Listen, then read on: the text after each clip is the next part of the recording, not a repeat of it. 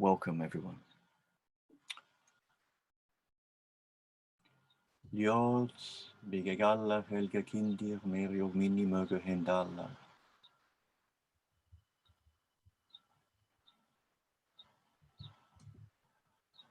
Helkvöld sinni, not og nifte, røgum águm litis áka sinniga gefið sitt jóndum sigur, heile æsir har ásinja, helsjá hinn fólita fól, málog mannvitt gefið áka mamt, meimar lækna sandu meðanlöfum. Brandi brenn ons buniner, funikveg is da funna maza af mani vers at malikure en til dalska af dull.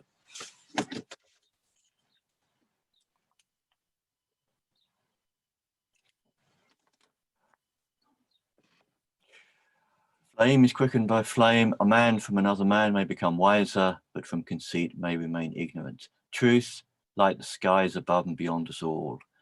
Gods of our peoples and lands, may we spend this time together in friendship with you and with each other, and use it to the common good with profit and with pleasure.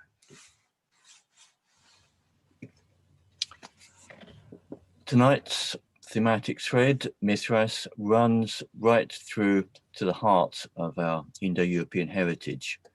And hosting this moot in London is particularly apposite, since the only pre-Christian temple one may visit in the capital today, as far as I'm aware, though reconstructed, is the Mithraeum. There's been a lot of interesting work done in the last 50 years in attempting to reconstruct Indo-European cosmogony, to integrate and project backwards in the quest to find some primordial story of how things came to be.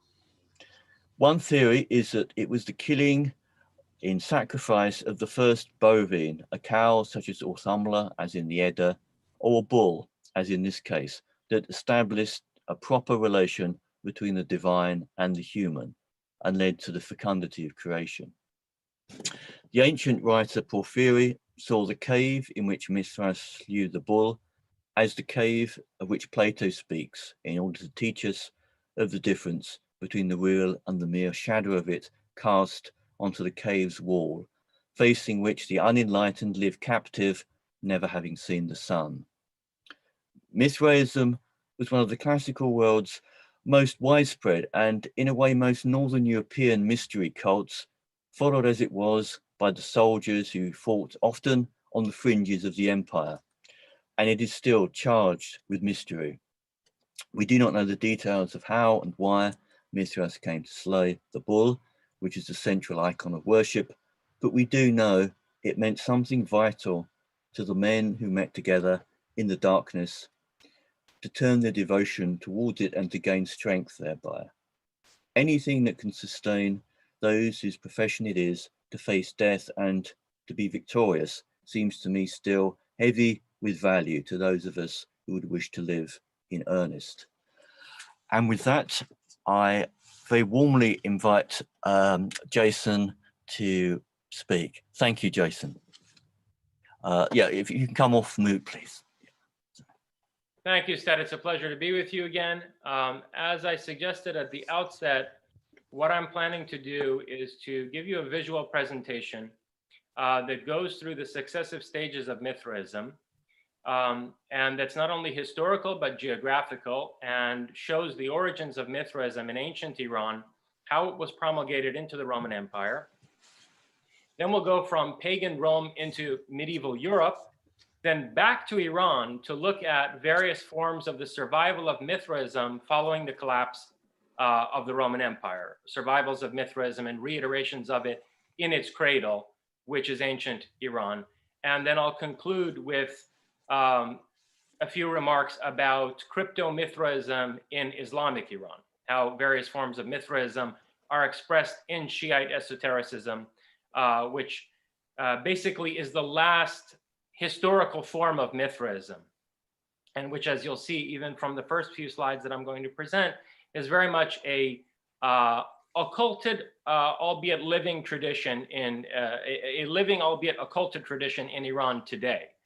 So let me share screen and go into these slides. And then after this, maybe I'll give like a 5-minute summary of the doctrine of Mithraism as a whole, if we can form some kind of a synthesis historically and geographically. and then open it up to questions. So let's see if I can share a screen here and do a full screen presentation at the same time.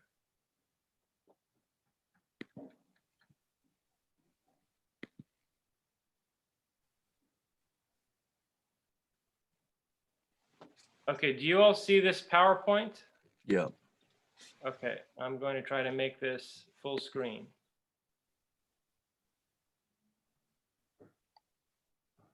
All right, let me get rid of my, actually, do you see the whole of this screen, or is it covered over by anything? This seems fine. There's a picture of various read articles. Yeah, it looks fine, Jason. Okay, so before I go into the various epochs in the history of Mithraism and the development of its doctrine, again, let me emphasize the fact that contrary to the prevailing view in Western academia, we are actually dealing here with a living religion, albeit one that's been occulted and that's taken a cryptic form that's concealed itself in the folklore and folk traditions of the Iranian people. So the four major celebrations of Mithraism, the four major holy days or holidays of the Mithraic religion, namely the celebration of the solstices and the equinoxes, are still practiced in Iran to this day. And people often mistake these for Zoroastrian festivals, but in fact, these festivals far predate Zoroastrianism. They're Mithraic in origin. And these are the festivals of Yalda, which is basically what became Christmas, as we'll see when we talk about the promulgation of Mithraism into the Roman Empire, the winter solstice, Yalda, or the birth of Mithra, and then Nowruz, which is the spring equinox that has now become the New Year festival in Iran. Then you have a summer solstice celebration, which is called Tirgan, and we're going to see a relationship between the Tir in Tirgan and the Norse Tir. And then you have finally Mithrakana or Mehragan, which features the name of Mithras himself in the name of the celebration, and that's the autumn festival. So these pictures here are of the Yalda altar, which is the celebration of the winter solstice and the birth of the light, the birth of Mithra as the light. And one thing I wanted to point out here is that on this pomegranates and other solar fruits like watermelons and so forth feature on this winter solstice altar. On this decorative pomegranate, there's a symbol which has become widely known as paisley in the West. And it's called bote in Iran. And the original meaning of this symbol, as is reflected in a contemporary stamp issued by the Iranian government, is that it's a bent cypress tree.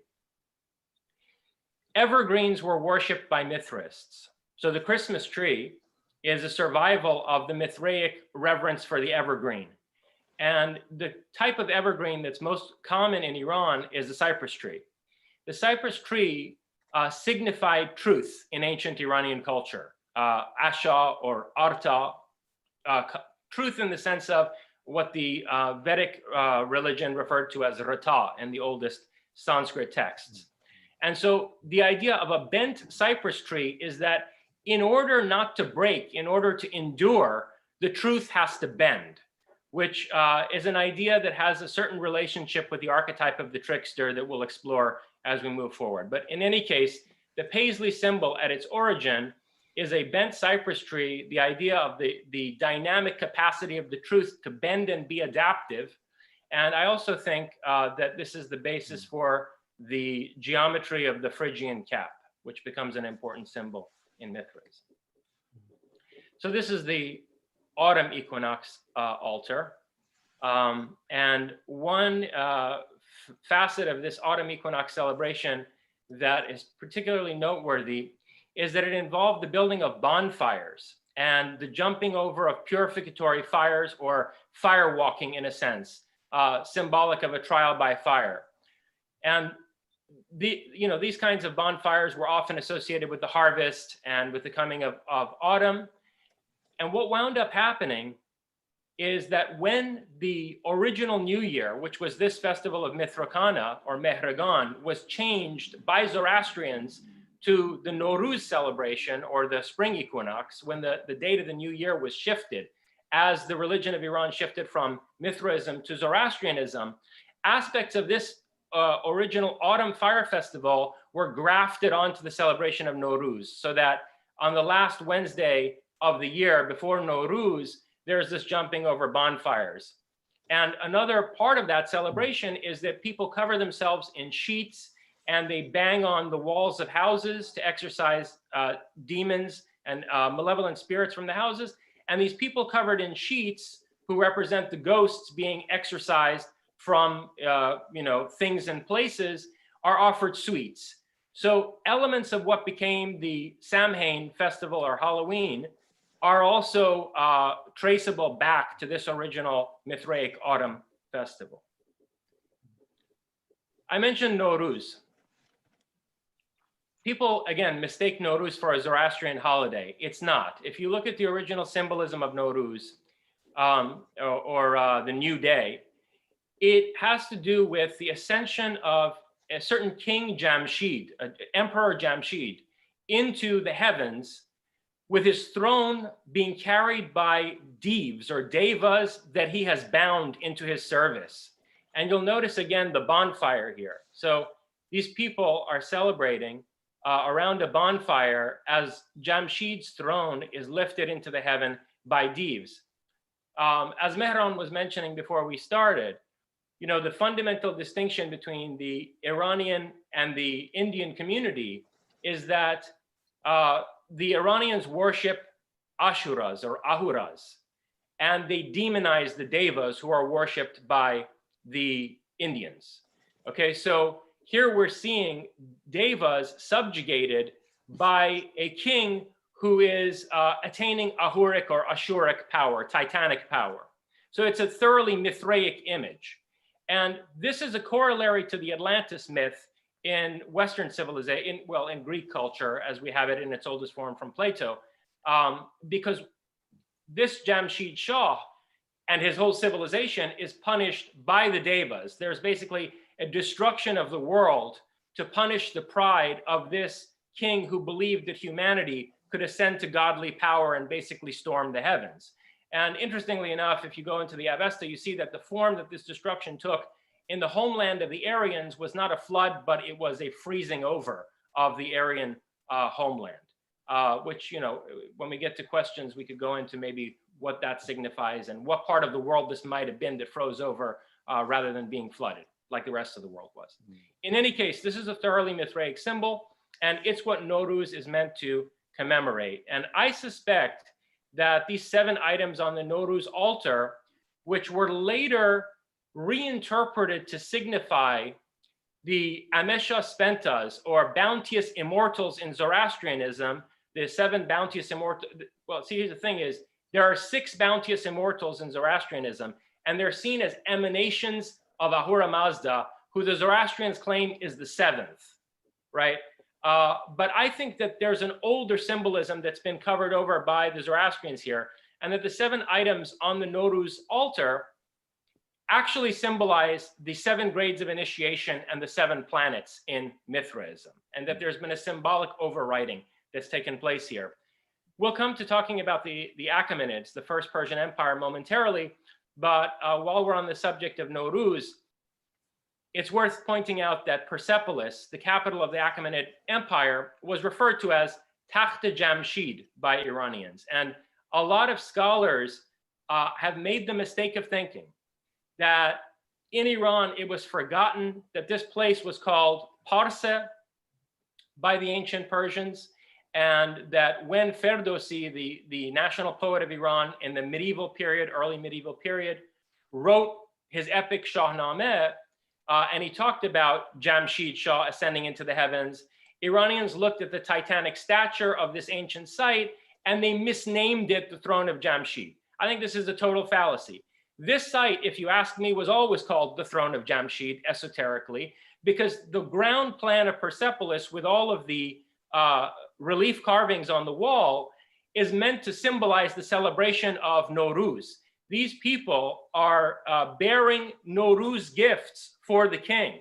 And Persepolis was never used as the political capital of the Persian Empire. It was an entirely ceremonial site. It was a religious site dedicated to the idea of Nowruz. So I think what the Achaemenids were trying to say was that the founding of the empire represented the attempt to regain Ahuric power, to reenact the feat of Jamshid Shah, who bound the Devas and forced them to serve his rise into the heavens as an equal to the divine powers.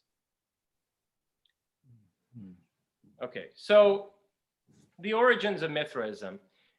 You were talking about the primordial bull slaying, Stead, in your opening remarks, and coming out of Franz Cumont and some of the earlier scholars on Mithraism, there's been this sense that the bull slaying image, which we're going to talk about, in some depth, refers to the slaying of the primordial bull. In the Gathas of Zarathustra, which are the oldest writings of Zoroastrianism, and then subsequently in the Avesta, the Zoroastrian scriptures, you have an image of the primordial bull as, or cow, Gov, Gausha Urvan, they call it in Avestan, as sort of the primordial earth, or the mother earth goddess, or that form of life from which all other life springs. So the idea being that the slaying of this bull is a life-giving force, right? But here's the interesting thing, that in Zoroastrianism, Gaush Urvan actually cries out to the soul of Zarathustra for protection from the devas who are assailing her. And in particular, Ahriman is identified, the adversary, the figure that becomes the prototype for Satan, is identified as the one who slays the bull by Zoroastrians. So something bizarre is going on here in terms of Mithra subsequently being identified as a bull slayer, insofar as the slaying of the bull as a positive symbol of the earth was attributed to the diabolical power by Zoroastrians. There's some kind of inversion going on here. So let's go into what exactly that inversion was. In the Gathas of Zarathustra, you see basically Zarathustra develop this ingenious conceptual framework, which is unprecedented in its abstraction and sophistication. And basically what he says is that there are these two cosmic forces. One is a force of bounteous creation.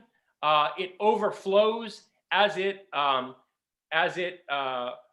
forms energy in the cosmos, and this formed energy expresses an evolving divine intelligence. And this is what he calls Sepanto Minu, or Sepand Minu. And it's opposed by a constraining force, a force of constriction. The word angere in ancient Iranian is related to the current word for gere, or not, in Persian.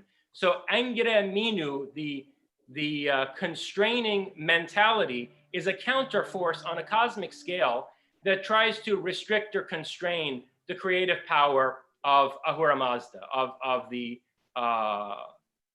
Lord of Wisdom, okay? And the other major innovation besides this conceptual abstraction of two cosmic forces at work in the world, rather than simply a pantheon of gods or demons, the other major innovation of Zarathustra is the idea that history is teleological. So there's a successive series of stages leading up to an end of history. And the battle between these two cosmic forces is teleological. It's going somewhere, right, towards an end of history. So the idea of chronological time is introduced here in a way that's unique. Now, long story short, this was a major disruption to the existing Mithraic religion of the Iranian people. And so there was pushback by the Mithraists, okay? And in particular, let me go back. Let me go back a little bit here. At this rate, we're never going to get through this presentation. All right. So there was pushback by the Mithrists. And what we're going to see happen is that the Mithrists reintroduce Mithra into this cosmology of the Zoroastrians in a way that attempts to repair the dualistic divide between good and evil, light and darkness, truth and deceit that Zarathustra is responsible for, okay? On the way to understanding how they do that, let me point out that Mithra in Persian and other Iranian languages is a name that's only given to women. Mithra is a feminine name. And the deeper you dig into the origins of Mithraism, and you look at even like accounts by Herodotus and other Greeks, you see that Mithra was worshipped in feminine form originally. And so this figure of Anahita, who is later identified as the, already by the Achaemenid period, identified as the mother and the consort of Mithra, was sort of a split off feminine aspect of Mithra himself. And the meaning of this rather scandalous myth that Mithra basically gives birth to himself by taking his mother as his consort, this kind of like, you know, Ouroboros kind of idea. The core meaning of that is the act of self-creation. So Mithra creates himself. Mithra is not created by any other deity. Mithra, in effect, brings himself into being. So to the extent that Mithra becomes an archetype for the perfect human being, the perfect human being is called to the act of self-creation, rather than being beholden to any creator beyond himself. This feminine aspect of Mithra that was split off as Anahita was depicted as Gorgon by the Scythians, who were, you know, the predominant Mithrists in the most archaic period of Mithraism. So they depicted her as a Gorgon. You know, the Gorgons that appear in Greek mythology are actually Scythian goddess figures, and they're led by effectively the feminine aspect of Mithra, who becomes Anahita in the culture of the ancient Persian Empire. And there's one other very prominent form of Mithra as a female, or of the goddess aspect of Mithra, and that is Artemis. So the name Artemis, first of all, the Greeks themselves say that Artemis was a goddess of the Sarmatians. The Sarmatians are an Iranian people. The Amazons of Greek mythology are the Sarmatian people, who are a tribe of Iranians closely related to the Scythians. And Artemis was their main deity. So the name Artemis has an etymology that makes sense in Iranian, okay? And that's Arta Amesha, the immortal truth. Arta Amesha in ancient Iranian would mean the immortal truth. So this, I think, is another iteration of Mithra, one that was particularly predominant in the Sarmatian culture. Mithra for the Scythians and the Sarmatians, the oldest people who worshipped Mithra, was a god of oaths and contracts. Mithra literally means bond or covenant, and it came to mean friend by extension of that. So, you know, a friend is one who you can trust and with whom you have a bond. So Mithra means bond, covenant, friend, and one of the oldest symbols of Mithraism, or let's say, rites that are characteristic of Mithraism, is the handshake or hand clasp, which you see here depicted in the investiture of Antiochus the investiture of Antiochus by Mithra, and also shaking hands of a Mithraic king of Mithra with Hercules. And one thing that's worthy of note here is that Greeks like Herodotus said that there was a figure in Iran, in the Scythian culture, known as the Scythian Hercules. And we will come to this figure momentarily. He is known as Rostam in the Persian Book of Kings, in the Shahnameh. And the myths surrounding this Rostam figure are actually further keys to deciphering the meaning of certain esoteric symbols in Mithraism. These reliefs are from a site called Nimrud Dagh, which hopefully we'll have time to come back to. It's in Cappadocia, basically the part of Greater Kurdistan that's in Turkey today. And there's a number of Mithraic deities who are represented there. Okay, so Mithra, the god of oaths and contracts. The Iranians would swear by Mithra when they made an oath or a contract. And again, this is another Mithraic symbol. This kind of, taking an oath, right, is well attested in Mithraic sculptures from the Parthian period. And this is particularly significant because, to get to the core of the issue here, to come to the heart of the matter, the way that the Mithraists attempted to begin to repair this dualism set up by Zarathustra is that they said that Mithra, as a god of oaths and contracts, sets himself up as the mediator between the two cosmic forces. So you have Ahura Mazda, the god of truth and light, and the cosmic creator, and then you have Ahriman, the force of deceit and darkness and derangement and constraint and so forth. And Mithra makes these two parties take an oath to abide by certain terms as they fight a cosmic war over successive epochs until the end of history.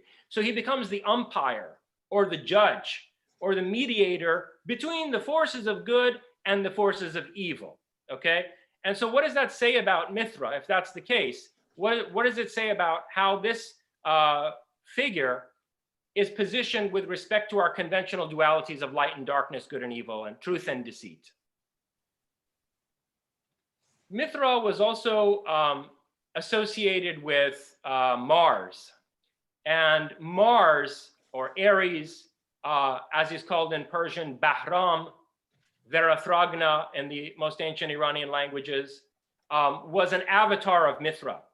So this is where you get the idea of Mithra as a war god, right? I mean, Mithra is the umpire in the cosmic war between the forces of light and darkness. Mithra is therefore also a god of war because he is presiding over the cosmic war. And in fact, the cosmic war in a way turns on him. He's the umpire. So Mars, depicted as a wild boar, Bahram, or Verathragna, was an avatar of Mithra, in particular in his guise as an avenger of those who are oath breakers, Peyman Shekan. Those who are oath breakers will be avenged by Mithra in the form of Ares or Mars or Bahram. Okay? And the Scythian culture, which was the oldest matrix, the most primordial matrix for Mithraism, was an extremely warlike culture. These are people who would scalp their enemies. They would take the skulls of their enemies and dip them into metal and use them as drinking chalices. And they would actually drink Amanita muscaria laced wine from out of these drinking chalices, and also ale. And then not Amanita, the wine was later, by the way, actually, that was in the period of the Roman Empire. The earliest form of the soma drink was some other type of intoxicant laced with amanitas. And by the way, they were also heavily tattooed people. These are Scythian tattoos that someone's had reproduced from the archaeological evidence we found of Scythian bodies with tattoos on them. Okay, so they were a very shamanic people who had a lot of symbolism and customs in common with the Northern European so-called barbarians, the Germanic peoples, and we'll see how and why that's the case later on. Okay, but and these are the kurgans, the Scythian burial mounds. This is what it looked like on the inside of one of them, and you'll notice the conical pointed entryway into the kurgan is similar to the Scythian cap, which is also pointed, which becomes then the magician's cap in the West. And it's also the basis for the design of stupas. Buddhism evolved from out of the matrix of Scythian culture as well. And I've argued elsewhere, you can, this is another subject that's covered in Iranian Leviathan. You can also refer to that text if you want an account of how the teaching of Siddhartha Gautama was actually coming from out of Scythian culture, and how basically Gautama was really a Scythian who settled in northern India. In any case, the Scythians would drink Amanita muscaria laced ale or some kind of intoxicant. And this color scheme of the Amanita on the forest floor underneath the evergreens, which were also revered by the Mithraists, becomes the basis for the flag designs for all of the countries that were once Mithraic.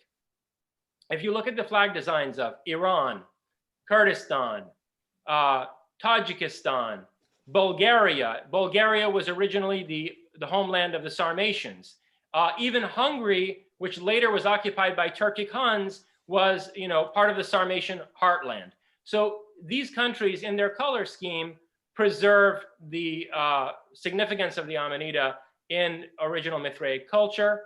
And, the riding outfit of the Scythians, which was completely unknown to classical Europe, not unknown, but it was not common in classical Europe, right? I mean, the Romans and the Greeks went around in togas.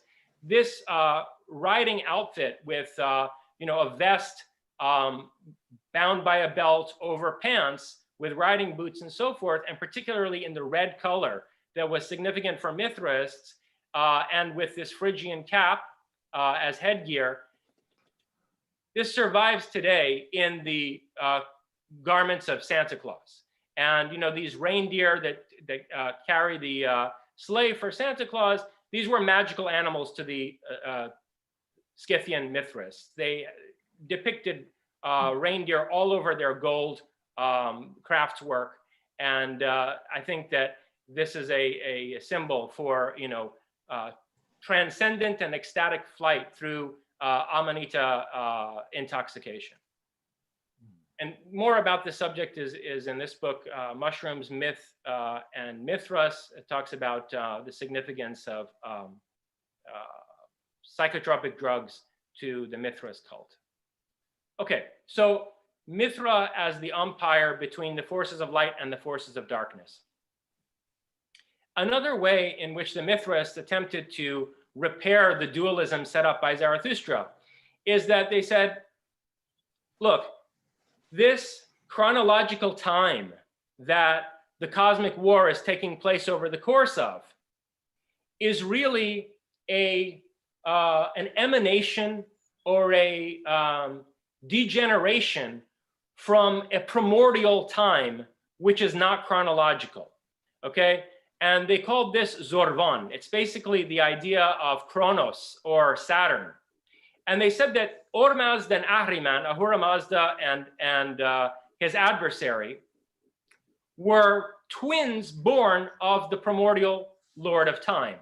So here you see a very ancient Iranian pre-Achaemenid engraving that shows the Devas on the one side of Zorvan and the Ahuras or Ashuras on the other side of Zorvan. With Zorvan basically handing over power to Ahriman, the leader of the Devas or Devs on the one hand, and giving investiture to Ahura Mazda on the other hand.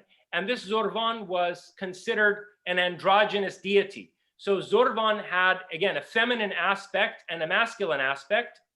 And the feminine aspect within Zorvan, which is the face underneath the bearded head, that was referred to as Oz or concupiscence. It was like a primordial desire. So the idea was that Zorvan, the god of time, was profoundly unconscious, was like abyssally unaware of himself.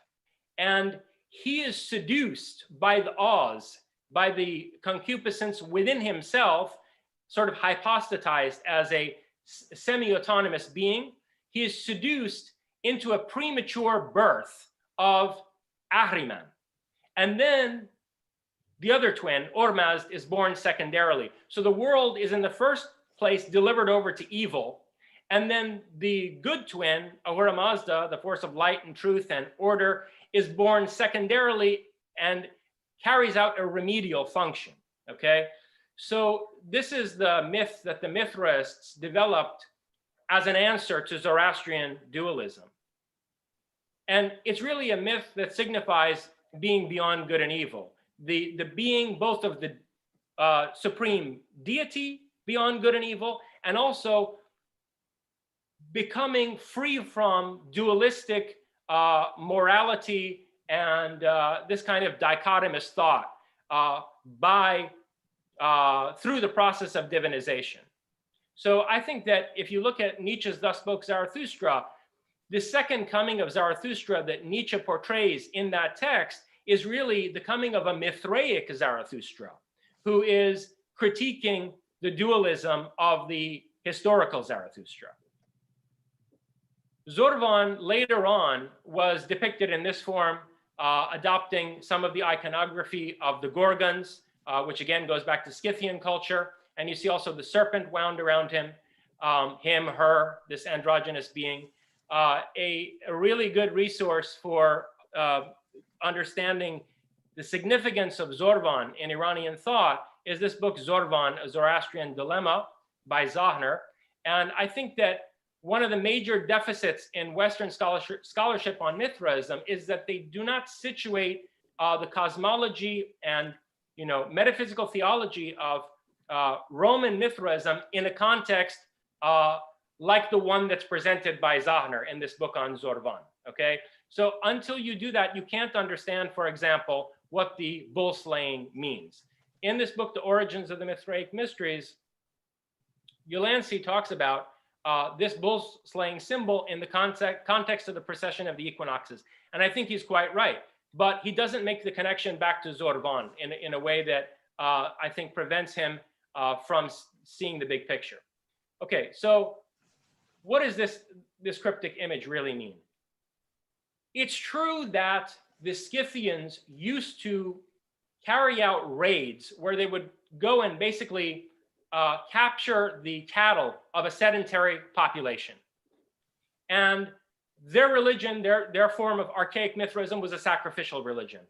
So were cattle seized and sacrificed? Sure, they were. But that's not what this symbol really means. This symbol is the overcoming of the age of Taurus by the age of Aries. And we know that because, well, we know it for a number of reasons. I mean, the devil's in the detail. You have to go back to these scholarly texts to really to understand, all the pieces of evidence for it. But one way that this becomes very evident in terms of the symbology of Iranian culture is that the swastika in Iranian civilization is called Garduneye Mehr, or the Wheel of Mithra. Why would the swastika be called the Wheel of Mithra? The bear constellations around the pole star at various times of the year, form the shape of a swastika. And the idea was that Mithra, as the umpire, as the mediator between the forces of light and darkness, okay, the twins who are born of the primordial time god, Mithra, as the mediator between these forces, can ascend like King Jamshid to the celestial sphere and overpower the god of time, namely Zorvan, by grabbing the heavens at the wheel around the pole star and shifting the entire celestial sphere. This is how the precession of the equinoxes was understood symbologically by Mithraists. So the 12 constellations and the 7 visible planets were seen as fatalistic forces. They had a kind of archontic power over human beings, right? And so they are effectively mediators of Zorvan's control over man, right? This Kronos, this time god, makes us puppets of his stellar fatalism. And the way to freedom and self-determination is to ascend above the celestial sphere and to grab the heavens, as it were, by their wheel and become the person who turns the world and thereby shifts the age and brings a new age, brings a new heaven and a new earth, okay? Effectively a new world order. And so what we're seeing in this symbol of the bull slaying is the age of Taurus being overcome by the age of Aries. Again, Aries, Mars, was the avatar of Mithra, as a way of symbolizing the turning of Mithra's wheel and the power over fate and the capability to make one's own destiny. So that's my interpretation of the core image of Mithraism. And I'll confess here that this is the meaning of the Mithraic myth that I encoded in this symbol that I designed for Prometheism. What I really intended with this design was to signify the turning of the wheel of Mithra and the transition between the age of Pisces and the age of Aquarius. So this is actually a thoroughly Mithraic symbol.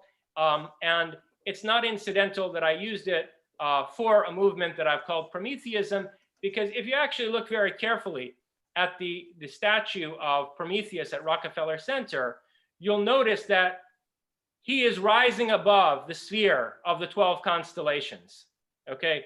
There is this ring of the ecliptic branded by the symbols of the zodiacal constellations, and this Prometheus figure who's carrying fire is rising up and beyond this ring of the ecliptic, right?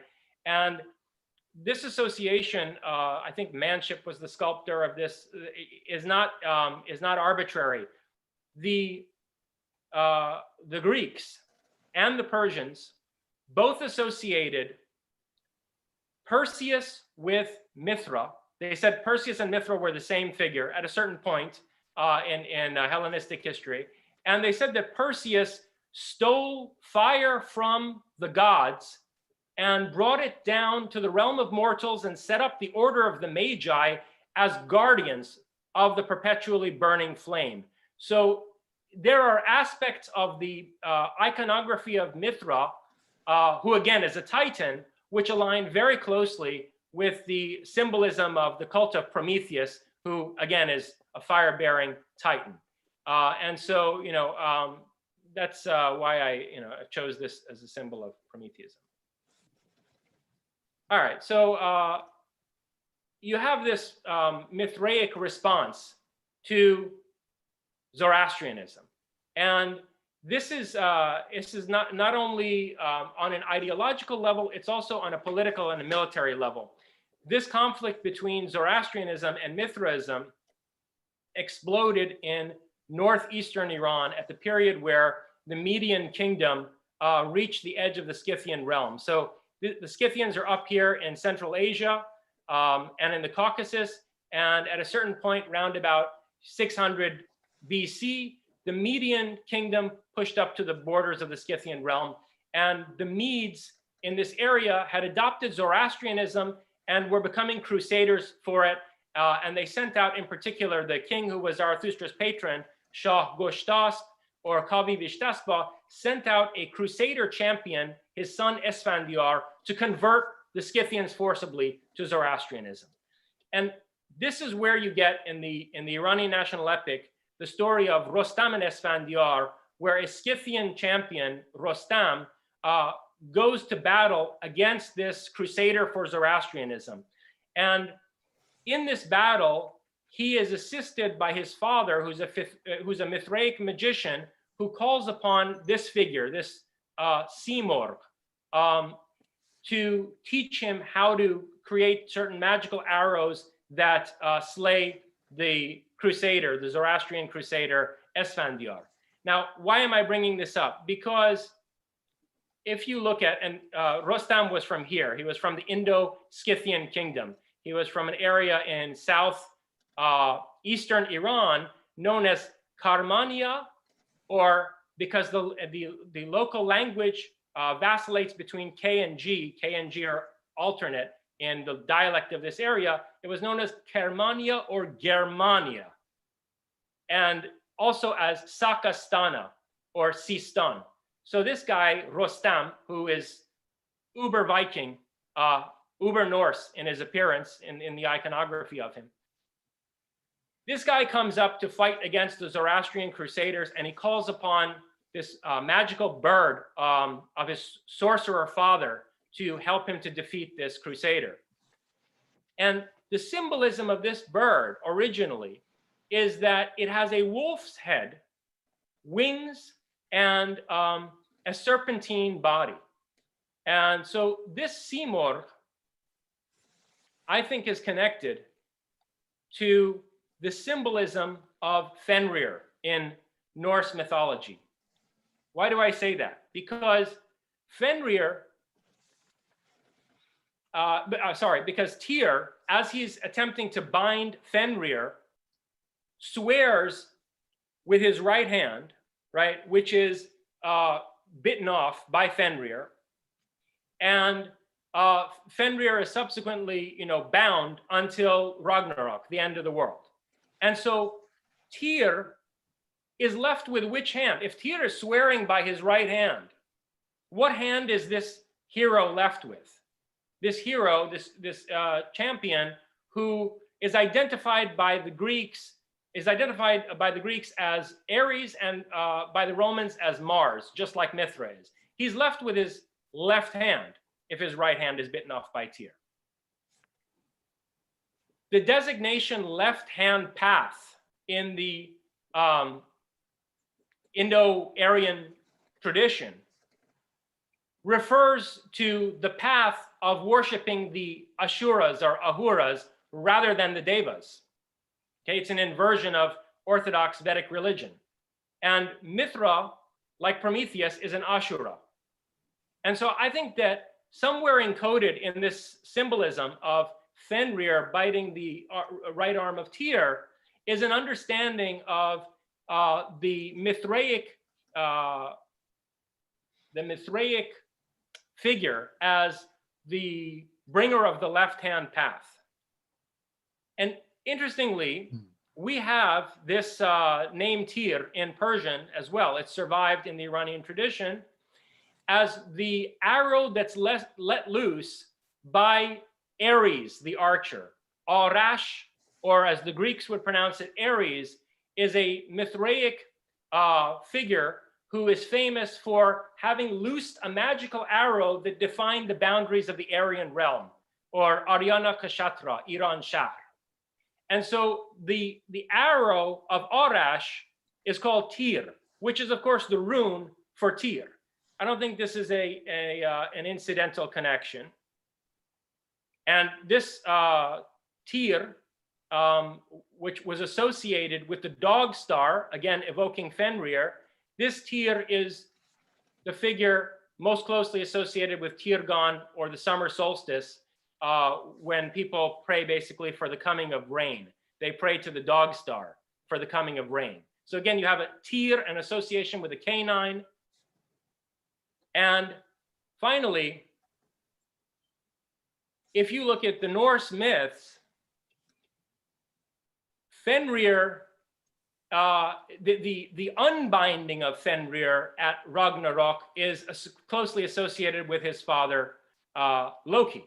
And the serpentine symbolism associated with Loki is also closely associated with Mithra in Mithraism. So the Mithra basically is an archetype that precedes the kind of differentiation we see in the Norse religion between Tyr and Loki. It's as if the god of truth and justice and oaths, Tyr, and the trickster figure, Loki, have been split off by the Norse branch of the Indo-European family from a more primordial archetype, Mithra, who is both a god of truths and oaths and contracts, and also a trickster figure associated with the powers of darkness.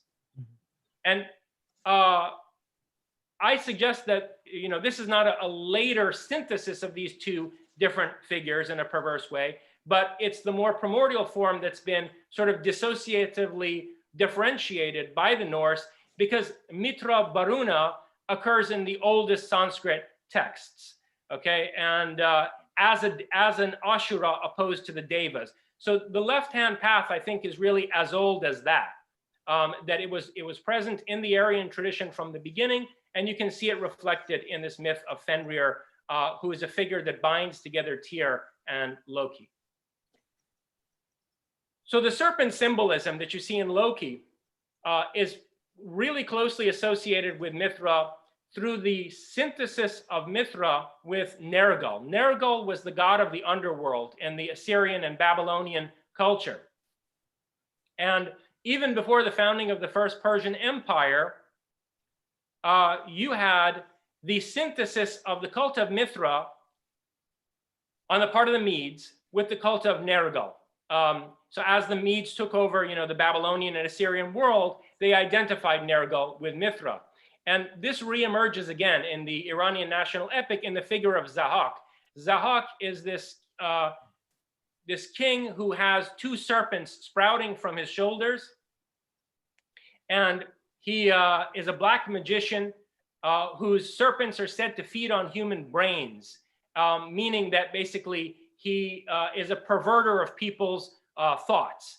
And from a Zoroastrian perspective, of course, that would be true if we're dealing with a Mithraic magician. So the Zahak figure is a reiteration of this dark aspect of Mithra as identified with Nergal, who was, again, the god of war. So Nergal is the Mars Aries figure. And I think that the two serpents emerging from the shoulders of Zahak, which presumably are wound around his spinal column inside his body, are meant to signify the caduceus, which is a serpentine mace. Zahak has his skull crushed by a hero, Fereydun, using a bull-headed mace. Who is the bull slayer? Mithra is the bull slayer. The bull-headed mace is being used to crush the skull of the king who has the serpents emerging from his shoulders. I think the caduceus is the mace of Zahak, or the mace of Mithra, and you see it right here in the symbolism of the first grade of initiation in Mithraism, the caduceus, together with the raven. The other god that Mithra was associated with when the Medes took over the culture of the Babylonians and the Assyrians was Shamash. Shamash was the god of truth and justice and the solar deity of Mesopotamia. And this symbol of the Farvahar on the right-hand side here in gold that you see, which becomes emblematic for Mithraism and then later for Zoroastrianism, is modeled on the iconography of Shamash. So the symbolism of Shamash and Nergal are mixed together in the Mithraism of the Median period. And from out of that, we get the icon of the lion and the sun, which to this day is the Iranian national symbol. Okay, so basically this symbol, which has been, cryptically reinterpreted as all kinds of things up to and including Imam Ali in Shiaism, this is basically Nergal and Shamash symbolism appropriated by Mithraists to basically depict Mithra. Okay, the lion and the sun is a very archaic depiction of Mithra. All right, how are we time-wise, Ted? Because I'm realizing that this could actually be a series of talks rather than one talk. How are we time-wise? Jason, it's entirely up to you. I mean, if you've got a lot of material and you would prefer to do it in two parts, everyone will be very pleased to listen to you again. It's entirely up to you. How long have we gone for, though? I can't see the clock here. What has it been? Half an hour? No, I mean it's not an hour. It's just over three quarters. I mean, I think you've gone for what, 45 minutes already? Just over 45 minutes. Yeah. Oh wow. Okay. Well. All right. Let me. How are you with doing this in two parts? I think that's. I mean, what you said is absolutely fascinating. I don't think anyone would want to miss anything. I don't think we would like to, if you to start cutting things out, because visually and intellectually, it's so stimulating. So, yeah, I mean, maybe go on for a bit longer and see how much more time you'd need. I mean, doing it in 2 sessions would perhaps be a big, a good Okay. idea. All right. Yeah. All right. So look, one of the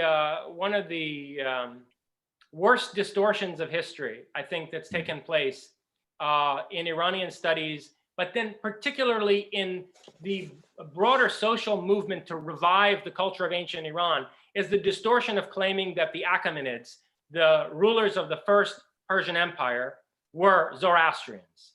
I've really dug into this. Again, there's an in-depth study of this in Iranian Leviathan.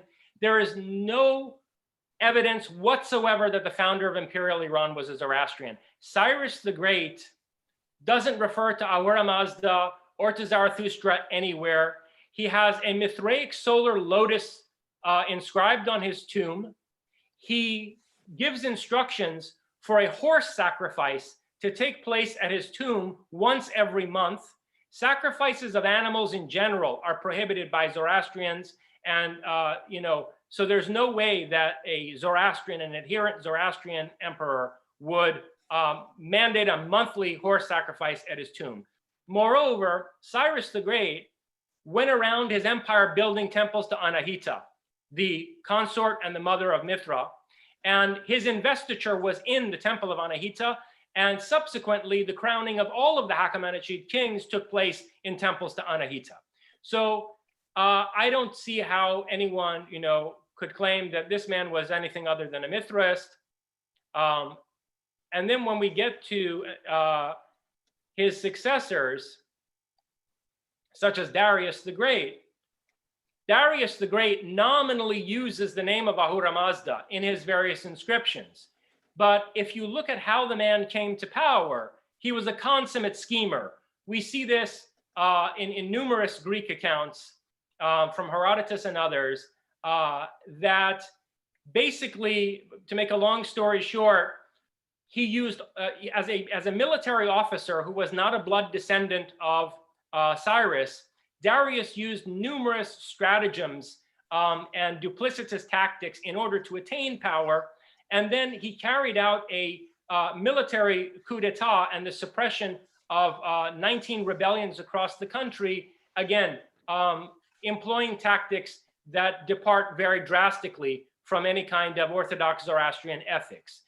In particular, he lies about having killed this figure Gomata, quote unquote, who ruled the empire for about 6 months after the death of Cyrus the Great.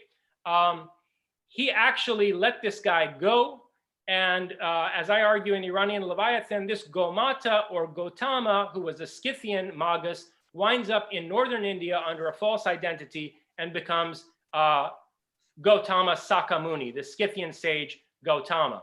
And the reason Darius does that is because Darius actually philosophically identifies with certain aspects of the teaching of Gotama, which are very Mithraic in nature. But he thinks that this man would be ruinous as an emperor. He ought to be given a second lease on life as a philosopher. And in Iranian Leviathan, I draw an extensive comparison between the fragments of Heraclitus and the oldest teachings that are attributable to Gotama, and argue that the fact that Darius the Great extended an invitation to Heraclitus of Ephesus to come be the court philosopher of the Achaemenids shows that he had a philosophical motivation for sparing Gotama's life, despite his extremely brutal treatment of the other rebels. So this man employs noble lies and stratagems to come to power, and he does it on the basis of a Mithraic philosophy that you see also reflected in the fragments of Heraclitus. Heraclitus, who took refuge where? In the temple of Artemis at the end of his life. So Artemis, again, was an Amazon goddess of the Iranian Sarmatians, who represents the split off feminine aspect of Mithra. And here's the tomb of Darius the Great. So I don't think that Darius the Great was a Mithrist either. I mean, was a Zoroastrian either. He was a Mithrist. Again, he was a military man as well. So, he's coming from out of the Mithraic culture of the Iranian military. the next major figure in the Achaemenid dynasty, Xerxes, certainly wasn't a Zoroastrian, despite however many times he may evoke Ahura Mazda on his inscriptions. This man actually carried out human sacrifices on the way into Greece. Not only was he sacrificing animals, he was actually engaging in some of the darkest practices associated with the Nergal cult that had been assimilated into Mithraism. And there are other reasons I could give for that as well. But this is another Mithraic leader in the Achaemenid period. So the idea that the Achaemenids were Zoroastrians is let's just say it's a historical inaccuracy. And so when we see Mithraism emerge as the dominant ideology and theology of Parthian Iran, it's not that somehow Zoroastrianism has been replaced by Mithraism. It's just that, the more archaic form of Iranian religion has dispensed with these sort of useful, pragmatic employments of Zoroastrian theology.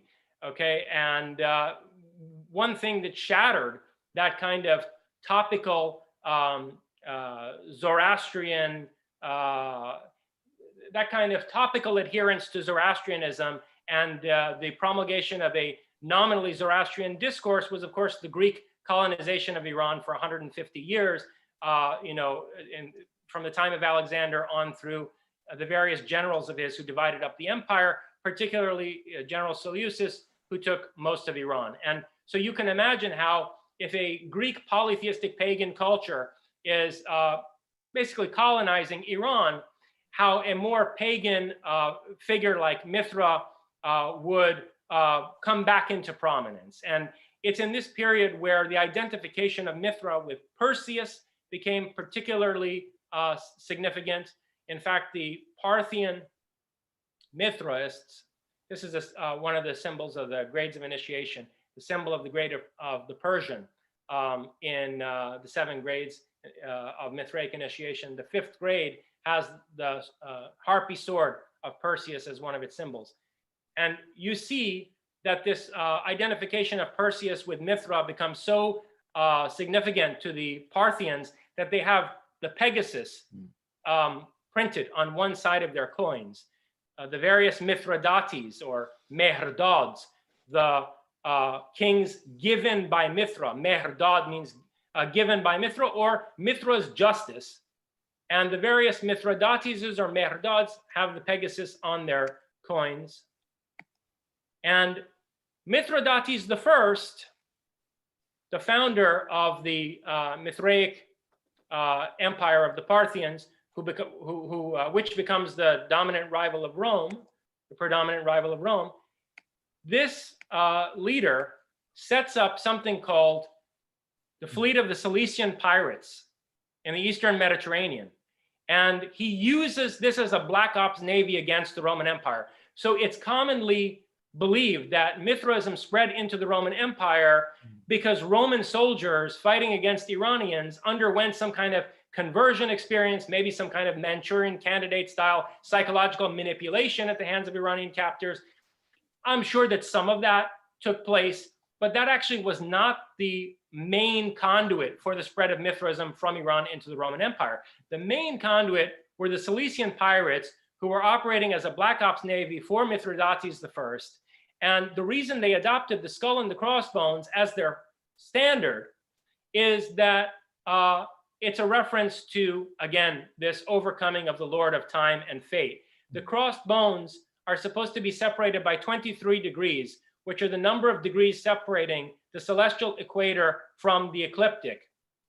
And so the head over the crossed bones is death's head.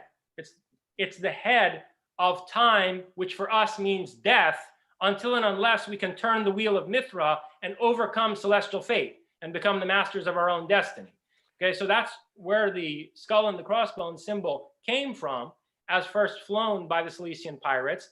And then it wound up on poison bottles because Mithridates VI, who set up a kingdom on the Black Sea at Pontus, Mithridates VI, who's depicted here on the right side in the cover of Adrian Mayer's book, was infamous for his use of poison to assassinate his enemies. Okay, this guy was Rome's deadliest rival, and he was a Mithras and associated with the Cilician pirates, and he used poison as his predominant method of assassination. So this is how the skull and the crossbones wound up identified with poison.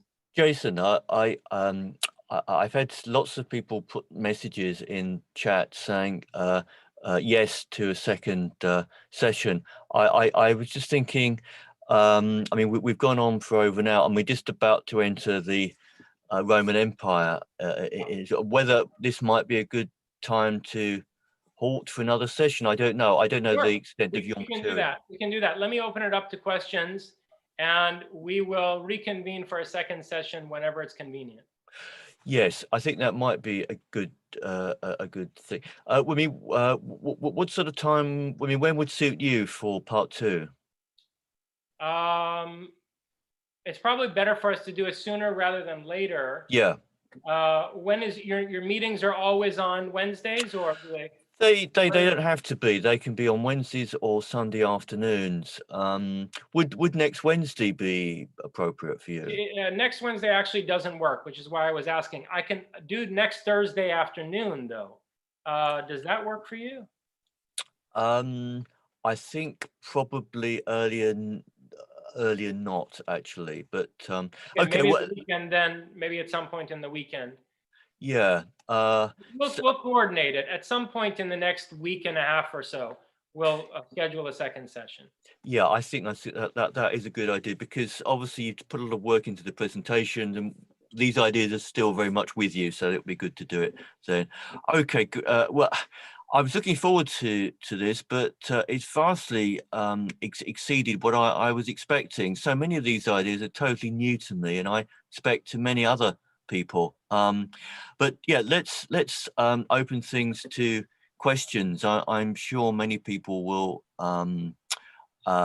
wish to say something. Perhaps anyone who wishes could raise a hand, or oh yeah, Frank, Father Frank, yeah, please go ahead and unmute, please. Okay, can you hear me? Yes. Okay.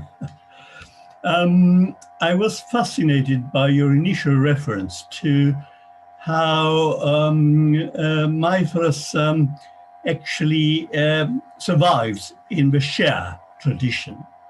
Can you say a little more about that? Because I'm, I have lots of contacts with Shiism, so yeah. I would love to know more.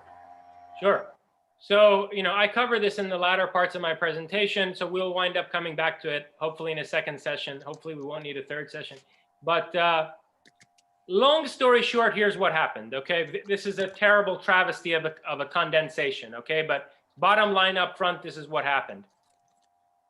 The Sassanids, who were the second Persian Empire, right, who displaced the Parthians. The Parthians were not Persians, they were Iranians, but they were Scythians.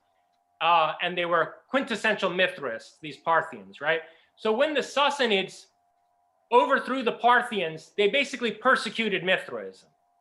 And there was a massive Mithraic revolt against the Sassanids, a revolt that was led by a figure called Mazdak, who actually became the prime minister of the king Kavad I.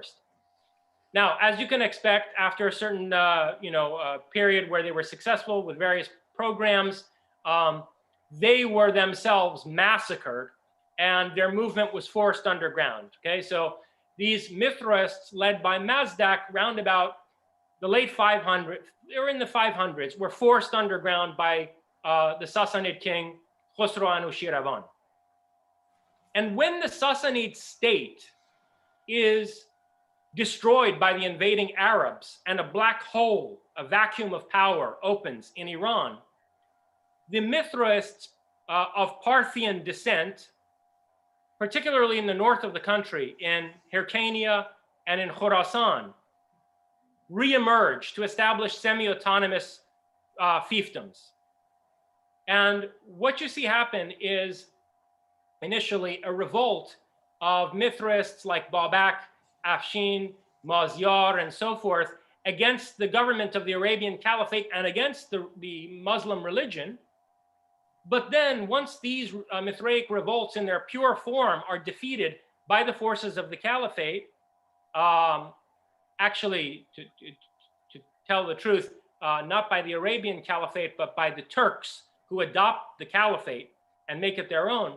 Once these initial Mithraic revolts are defeated, the Mithrists in that northern part of Iran attempt to preserve Mithraism in an esoteric and occulted form under the cloak of Islam.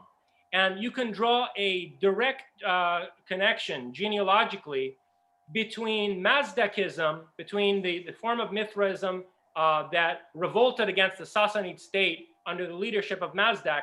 You can draw a direct line between that and Shiite esotericism through the movement of Babak Khurramdin in Hyrcania and Azerbaijan, and through the various other Mithraic cults that arose in Khorasan in opposition to the Sunni Arab Caliphate.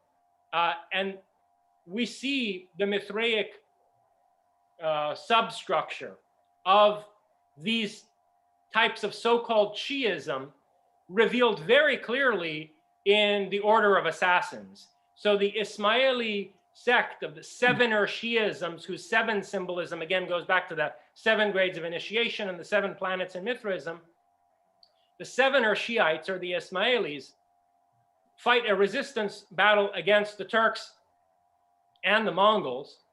And in their form of Shi'ism, I mean, basically the esoteric is revealed very nakedly. And, they have all kinds of heretical beliefs and practices which are not Muslim in any orthodox sense, like, the belief in reincarnation, their understanding of the nature of truth, and their account of the relationship between exoteric scriptures and esoteric initiatory truth that's passed on through the ages, and so on and so forth. So hopefully, when we do the second session, we can come around to that.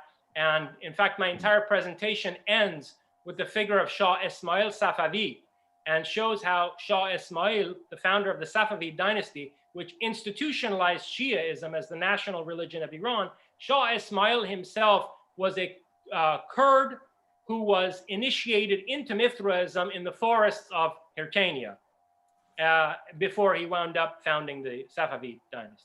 Thank you. Dear me, yeah, that was quite an answer, superb. Michael from London, please unmute yourself and. All right. I just have 2 questions. I enjoyed your talk. Really complex and intricate, but very interesting. Did I understand you identify Perseus with Prometheus? That's one question. And the other is, how would you explain the reversal of the Asuras Ahuras from the Indian, Hindu, Vedic understanding of the Devas and Asuras? Right. So clearly, in Greek mythology, Prometheus and Perseus are completely distinct figures. However, there is an association of Perseus with Mithra, both by the Greeks and also in Greek folk religion. Because, see, in Greek folk religion, there's this idea that of the union of Perseus and Andromeda was born Perses, who becomes the patriarch of the Persians. Okay? And the Parthians said that Perseus, one of his heroic deeds was that he stole fire from the heavenly sphere, brought it down to earth, and he set up the order of the Magi to be the guardians of the ever-burning fire. So what I'm suggesting is that there is a commonality between Mithra and Prometheus on the basis of these associations of Mithra with Perseus. Okay, so the ways in which there was an attempt to syncretize Perseus and Mithra involves fire-stealing symbolism that you see also in the cult of Prometheus. Now, I would say, though, that there's a much more primordial and even more intimate relationship between Prometheus and Mithra himself, to the point where I would have to wonder, and this brings us to your other question, I would have to wonder whether they're the same figure. So, you know, Mithra Varuna occurs in the oldest Sanskrit texts, together with Indra. So if you look at the oldest strata of the Vedas, you have Indra, who's the leader of the Devas, and then you have Mithra Varuna, who is the leader of the Ashuras, or Ahuras. Mhm. And this Varuna in Persian becomes Baruna, and Barun means rain. So Anahita, the feminine aspect of Mithra, was a goddess of the waters. And in the summer solstice celebration, Tirgan, there are prayers for rain, right? Prayers to the dog star for rain. So it appears that the Vedic Aryans already understood Mithra as androgynous, as having a male aspect, namely Mithra, and the Varuna female or Varuna female aspect. And this figure, Mithra Varuna or Mithra Anahita, is set at odds against Indra. Okay, now who's Indra? Indra is Zeus. Indra is clearly Zeus. He's the thunderbolt throwing sky father god. And who does Prometheus revolt against? Zeus. So I think that Prometheus and Mithra are both iterations of some kind of are vastly archaic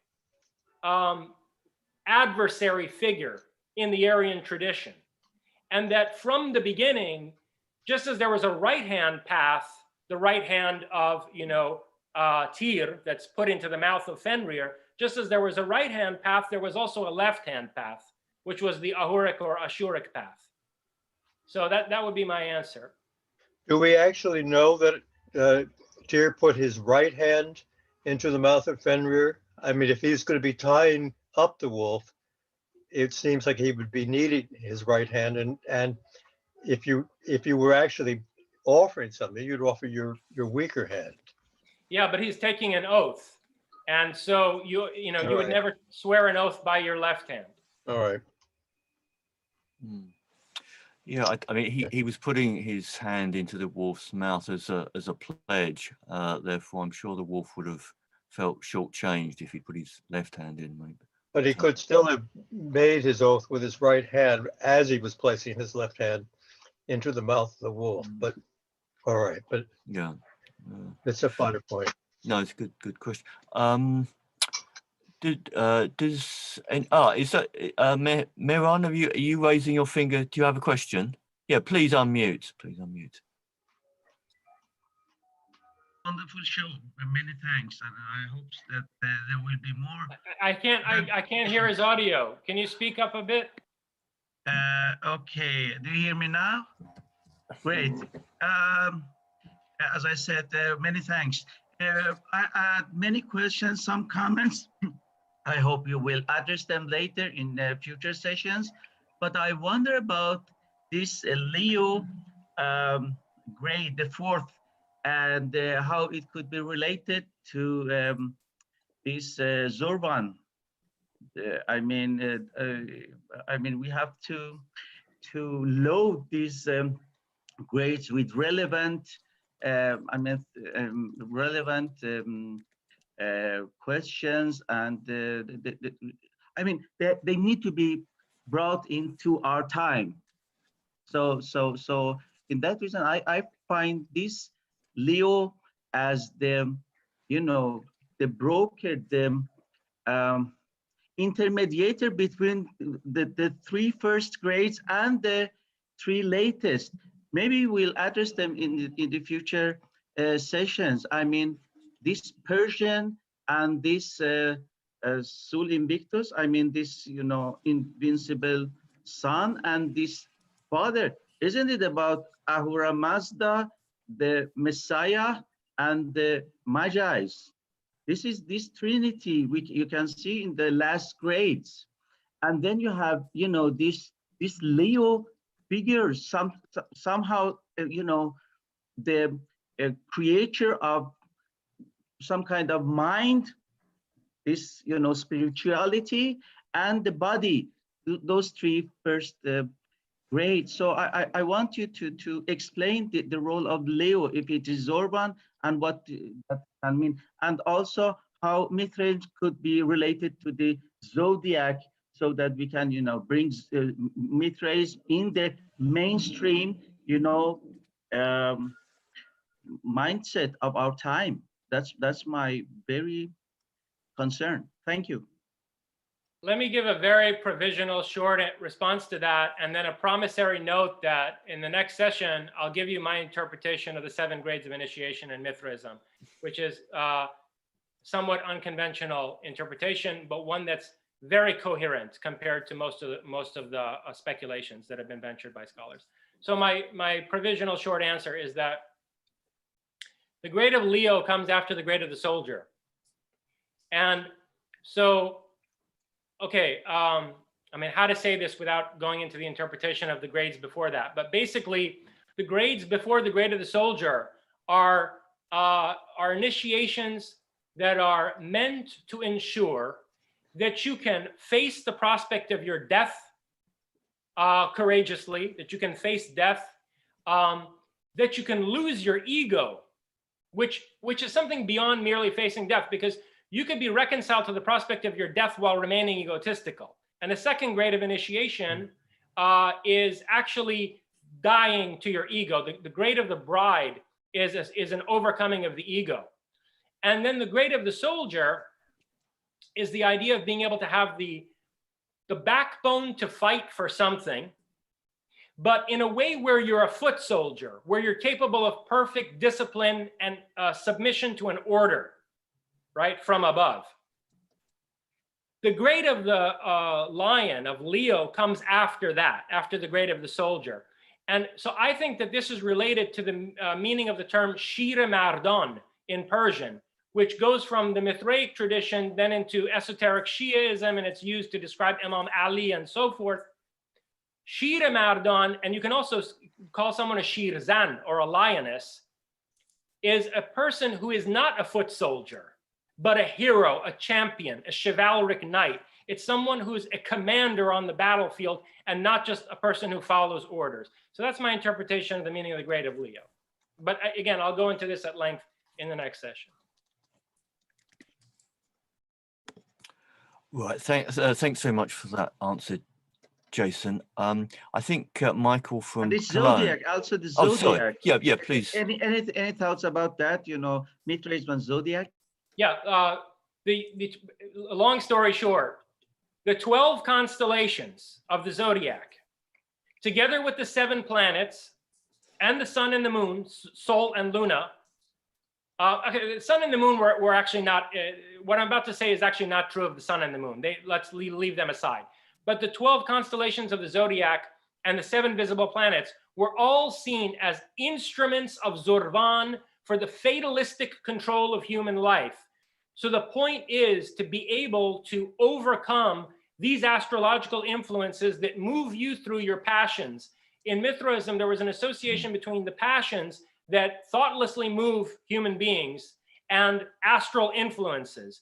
And the task was to be able to become more capable of free choice and self-determination by overcoming Zorvan together with his entire sphere of constellations. Again, that's the grabbing of the wheel of Mithras, namely the swastika, and having power over the sphere of Zorvan.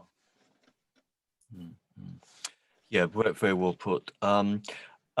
Michael from Cologne, could I have your question, please, if you can unmute? Thank you very much, Ted. First of all, I'd like to say I'm quite overwhelmed by that performance, so congratulate you. I sometimes do readings myself, but I feel myself quite like a weed because I have to read from a paper when it's in that much detail. So congratulations, I greatly appreciated that. My question is, you mentioned rather briefly sacrifice in the Mithraism. What exactly was the nature of that sacrifice? What was the purpose of it?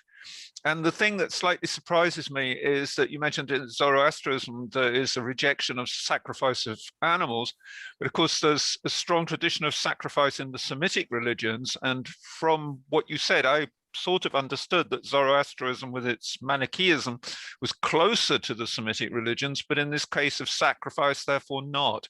So sort of perhaps two questions, but certainly one question, if you could elaborate on how sacrifice Let me take the second question first. So first of all, Zoroastrianism has nothing to do with Semitic anything, okay?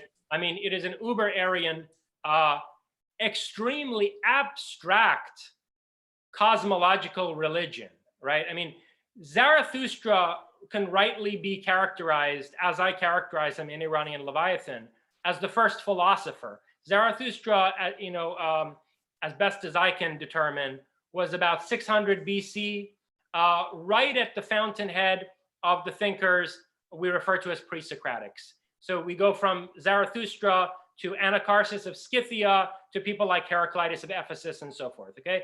So Zarathustra, his theology is so abstract and conceptual that, you know, you could really see it as the beginning of philosophy. And its matrix is entirely Indo-European. There's nothing Semitic about it whatsoever.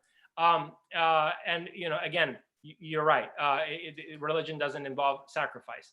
Now, in terms of sacrifice and Mithraism, there's no simple answer to that, right? Because Mithraism is a historical phenomenon that evolved over various epochs.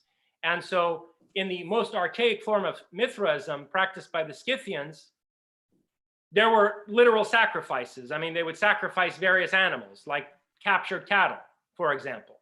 They would also sacrifice humans. The Scythians, and we'll come to this in the second part, the Scythians would set up a sword on a stone altar, which it was going to become the basis for the symbol of the sword and the stone, and the whole mythos of the sword and the stone. They would plant a sword in a stone altar, which they would worship as a symbol of Mithra, and they would sacrifice their enemies, captured enemies, to this sword and pour the blood of their enemies over this sword, okay?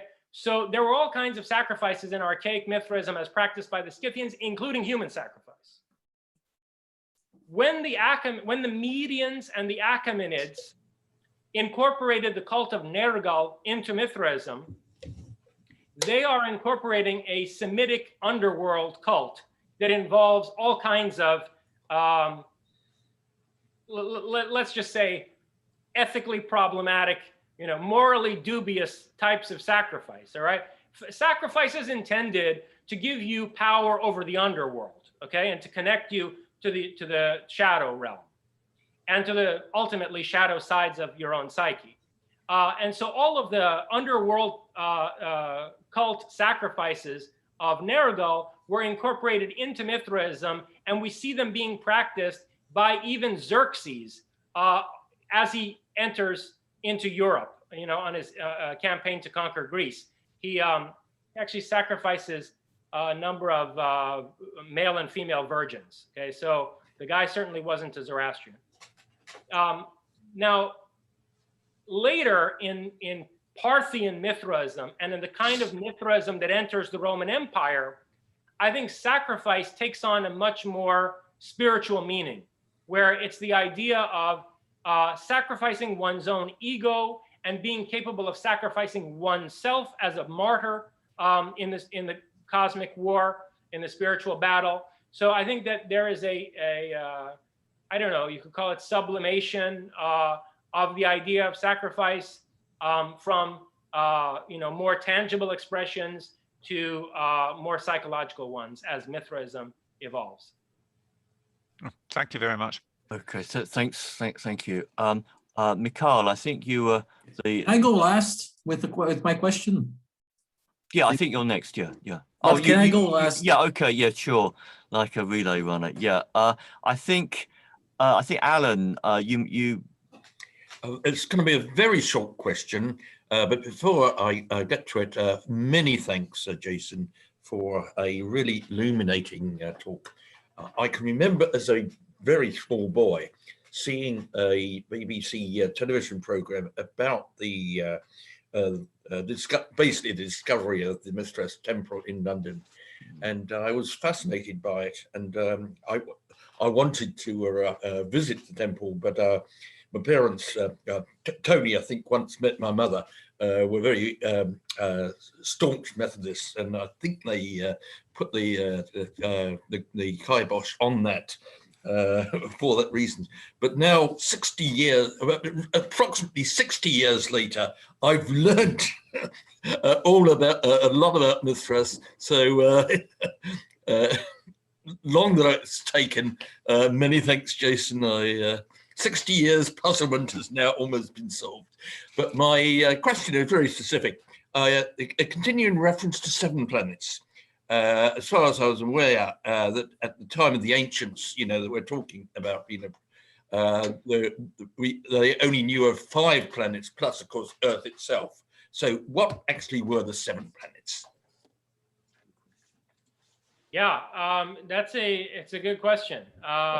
So clearly, these people did not know about Pluto or about Neptune. Or Uranus. Yeah, well, that's the question, because Uranus exists in Greek mythology, and Uranus figured into the Hellenistic syncretism of Greek and Persian thought.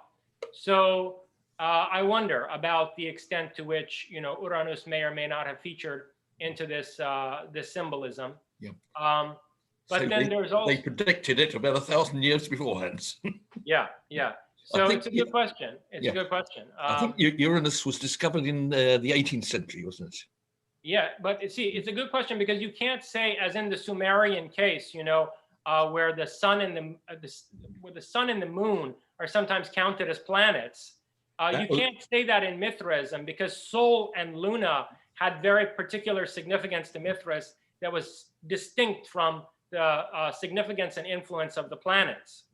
But it's very clearly the case that there are 7 planetary spheres. I mean, this is where we get the idea of the 7 heavens from, right? Hafta Siman in Persian.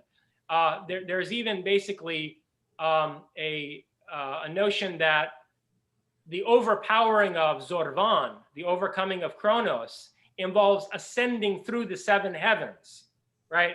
Until you're outside the celestial sphere and can grab Mithra's wheel and become master over time and fate, right? So these 7 celestial spheres are the ones ruled by these 7 planets. So yeah, it's, you're asking a very good question. I don't want to get into what some people might think of as woo-woo, highly speculative territory with the following remark, but I think there's a lot of reason to question how much ancient people knew about what. So I'm not convinced, that the ancients didn't necessarily know about Uranus. Anyway. Excellent. Anyway, good question. Many thanks once again, Jason. I think I'm going to be off now. So if I can just address Stedden and Tony, hopefully we'll see you both online on Saturday morning. Great. Thanks a lot, Alan. Thanks. Bye then. Bye-bye. And I look forward to hearing part 2, Jason. Okay, thank you. Nick, I think you're next. If you could unmute, that's it. Great. There we go. Sorry, the screen's all moved and I suddenly couldn't click on mute. Jason, thanks for that talk. I really enjoyed it. The question I have, and I know you haven't been able to get to the Roman side of things yet with your presentation, but obviously Mithraism being a Roman mystery cult, I was just wondering how we account for a lot of the kind of information here being based on Zoroastrianism and Persian influences, when, as far as I'm aware, the only evidence for Mithraism is within Rome and the Roman Empire. There doesn't appear to be any Mithraic temples or evidence outside of the empire, especially not in Persia or Iran. Yeah, actually, that's a huge historical fallacy. In the rest of my presentation, one of the things I do is that I point to a number of scholarly sources that I've used to reconstruct Mithraism. And there are a couple that are works of Iranology that are extremely illuminating in terms of reconstructing Parthian Mithraism and the type of Mithraism that revolted against the Sassanid state. So yes, it's true that the Sassanids came to power by destroying the various Mithraic temples and sidelining the Parthian nobility. but we have accounts from Iran itself, from the various texts that have remained from the Sassanid period, royal, what do you call them? Annals, basically chronicles, okay? Royal chronicles from the Sassanid period, Zoroastrian heresiarchs' writings against Mithras from the Sassanid period. We're able, and local histories, also Iran has a number of local histories written by people in various provinces, like in northern Iran or in Sistan, Sakastana, and so forth. And you can reconstruct from these the form that Mithraism had in the Parthian Empire before it really spread into Rome. So, the Parthians were ruling Iran for a couple of centuries before Mithraism became a dominant religious phenomenon in the Roman Empire. And when you reconstruct the form of Mithraism that was being practiced in Iran in those centuries, you can then see how certain core elements of Roman Mithraism were basically just, not imported from Iran. They were brought to Rome by the Cilician pirates and by these other agents of Mithridates and other, Parthian rulers. And then the other thing, which I had briefly mentioned, but it's worth reiterating, is that Mithraism in Iran does not die with, the Roman Empire, right? I mean, in Rome, the institutionalization of Christianity by Constantine brings about the end of Mithraism in an overt form, minus all those cryptic elements of Mithraism that are incorporated into Christianity. But Mithraism outlives the Christianization of the Roman Empire in Iran by many, many centuries. And so we see Mithraism being practiced, for example, in northern Iran in the 800s and 900s AD. The revolts against the central authority of the Arabian Caliphate, the Abbasid Caliphate, are Mithraic in character. People like Simbad, Sonbad, and Ishaq and Mazyar Afshin, these people were Mithraists. It's very clear from the travel logs and other historical accounts, chronicles that have survived from the period of the revolts against the Caliphate, that the nature of their resistance to Sunni Islam was Mithraic. So it's a major historical fallacy, and a lot of scholarship has actually been done on this subject, not by scholars of classical Europe, but by Iranologists. And so those are sources that I'll point to in the second half of my presentation. Excellent. Thanks very much. Is that okay, Nick? Shall I move on to the next question? Yeah, thanks for asking it. Mikhail, I think you're okay. I have a very simple question, and it's even in some extent like a question for myself, but I want to share it with everyone. So because I think we use that, it's used a lot generally, like you said that the Mithra was like in the Germanic religion, Mithra was split between Tyr and Loki. And it's just an example of that. I think I've seen it, I heard it said by people more than once, and not just by you, but more people in general. And the question I'm giving to myself about this, which is in some sense theological, but from the perspective of pagan theology, is the question that can gods split if they are immortal? I don't know. Yes, so it depends on how you understand what a god is, right? And there's various ways to do that. I mean, if you're not a materialist, which I don't think any of us here are, but if you're not a materialist, you can understand a god simply as an archetype, which is a kind of Jungian psychological approach. And if you understand a god as an archetype, then, historically, it's possible to trace how a single primordial archetype, a more archaic archetype, has then been replicated in the form of one or more subsequent archetypes that that represent dissociated elements or aspects of the more original form that it took, right? Like you can do a genealogy of archetypes and show how there are more archaic archetypes that express in a cohesive fashion elements that are later split off into two or more archetypes, right?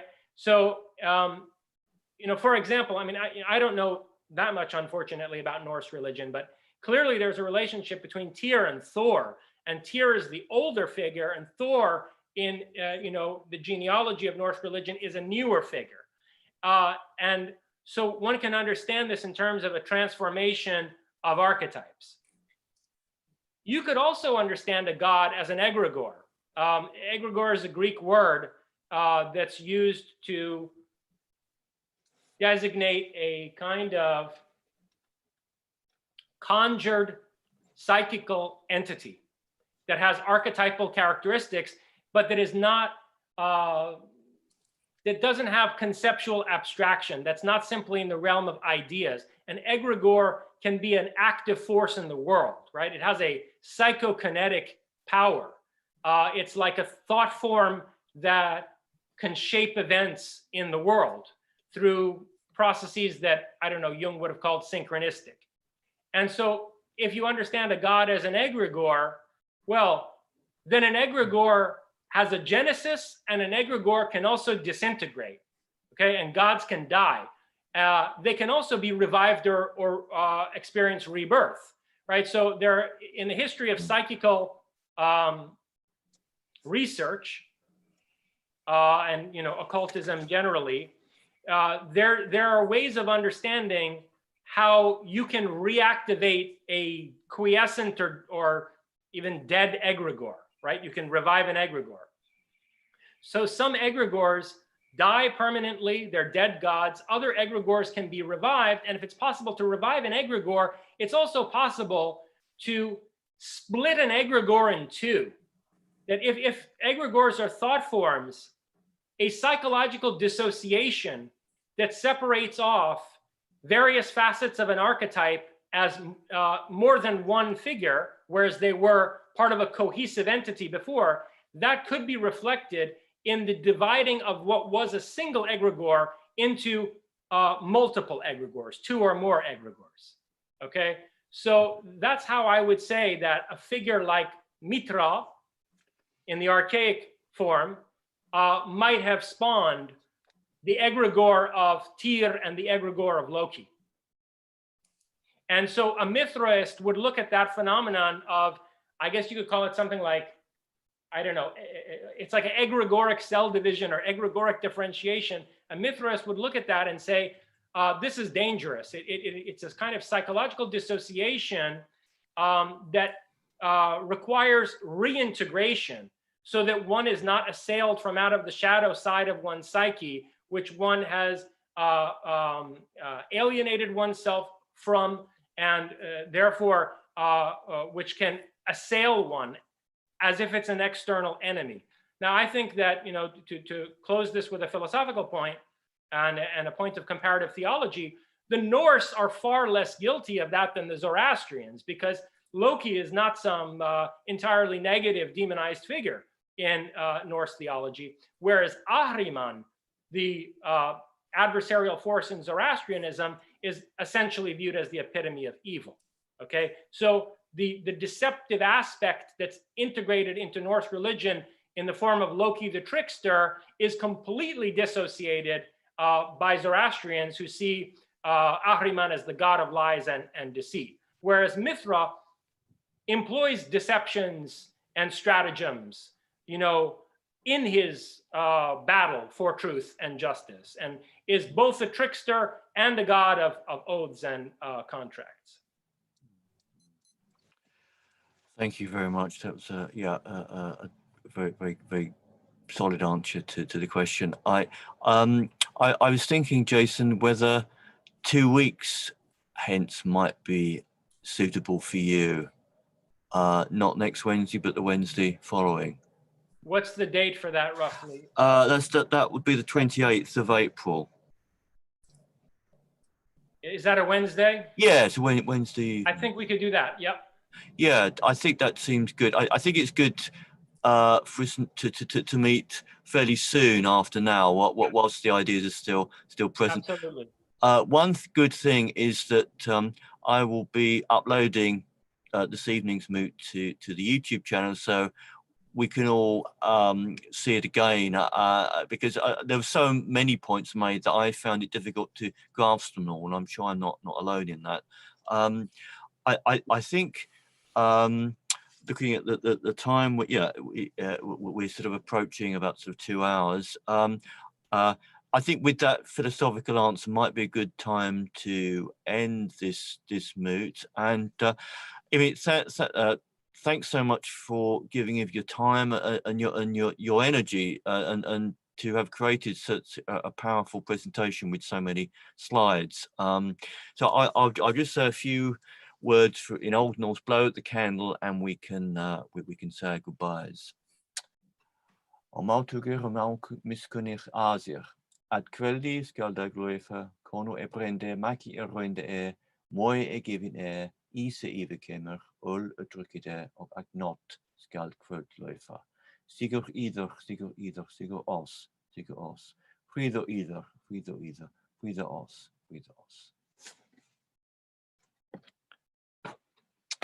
Thank you very much indeed. And thanks to everyone who came and contributed questions. And let's hope we can all meet again 2 weeks from now and continue this fascinating story.